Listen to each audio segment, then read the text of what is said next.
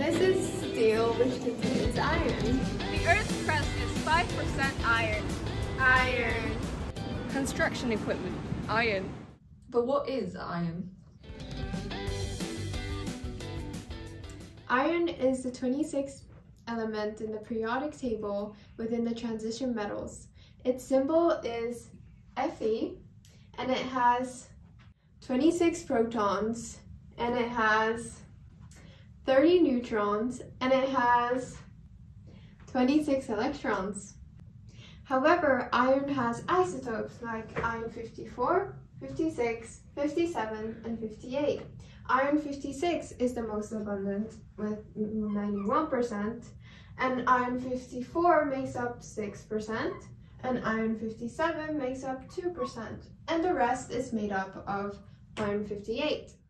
Iron is solid at room temperature. However, in its pure form, it is one of the softer metals. But you may be asking, if it's soft, why would it be used in builds like skyscrapers and bridges? Well, pure iron is actually really hard to find on Earth. Most iron is found in ores, such as iron oxide. But we'll talk about that later. Did you know another important property of iron is that it's magnetic? This means it has a magnetic field, making iron a ferromagnetic material. In fact, thousands of years ago, iron was the first metal discovered to have a magnetic field. And its lines are very visible in the spectra that astronomers take from observing stars and other celestial bodies. Talking about celestial bodies, iron comes from those. Well, everything comes from those in some ways or another. Iron and some other elements comes from the depths of the stars. Let's explore that!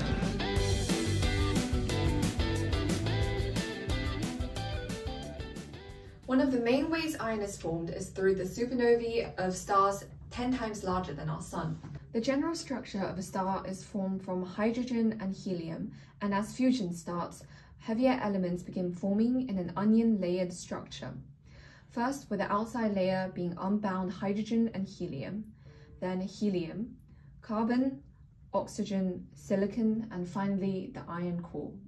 The star reaches an equilibrium in itself. There's a balance between its self-gravitating energy inwards and the pressure that it generates outwards,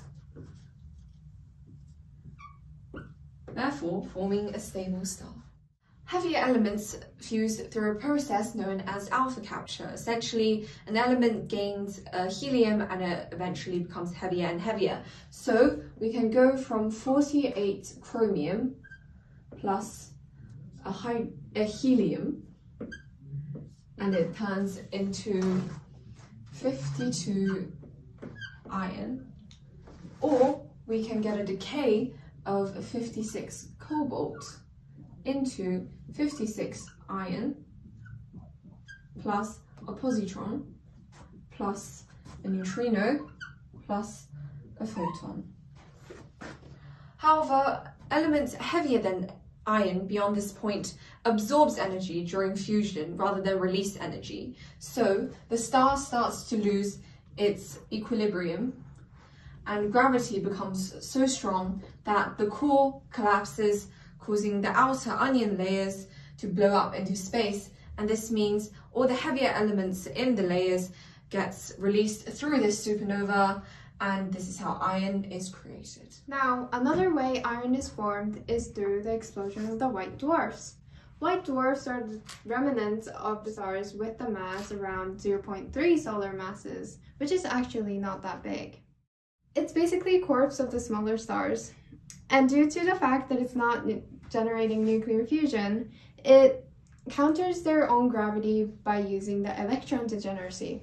When the white dwarf meets a bigger star, it merges into each other by the gravitational pull, making the mass transfer from this star to the white dwarf, which means that the mass increases in the white dwarf, which causes the thermal energy to increase as well. And this means that it ignites the nuclear fusion again. This nuclear fusion falls into the steps of the supernovae explosion again, leading to the explosion of the white dwarfs. Materials that were scattered from supernovae before goes into the cosmos and becomes part of the solar nebulae, which is essentially just a big cloud of dust. And another supernova that happens nearby disturbs the solar nebulae and causes the materials to start clumping together, forming the star. However, some other materials has too much net movement and angular momentum to become part of the star, so it forms a donut-shaped disk around it. And as the disk cools, planets are formed, which includes our Earth.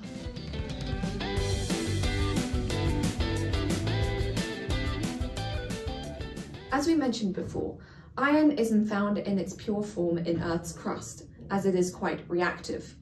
It is mainly found as iron oxide, the most common being Fe2O3, also known as hematite, making up 70% of pure iron minerals. We extract iron from its ores by using a blast furnace. As iron is below carbon in the reactivity series, it can be displaced from its compounds by heating it with carbon. Iron 3 oxide is reduced to molten iron when it reacts with carbon. The overall reaction is Fe2O3 as a solid is heated with carbon monoxide to form pure iron with carbon dioxide, contributing to global warming.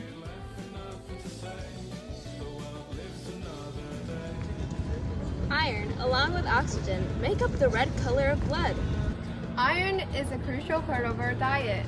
An average woman has 3.5 grams of iron in her bloodstream. In ancient times, iron was more valuable than gold. Iron makes up 0.11% of the universe. That makes iron the sixth most abundant element. The Eiffel Tower is made out of wrought iron, but this statue is not.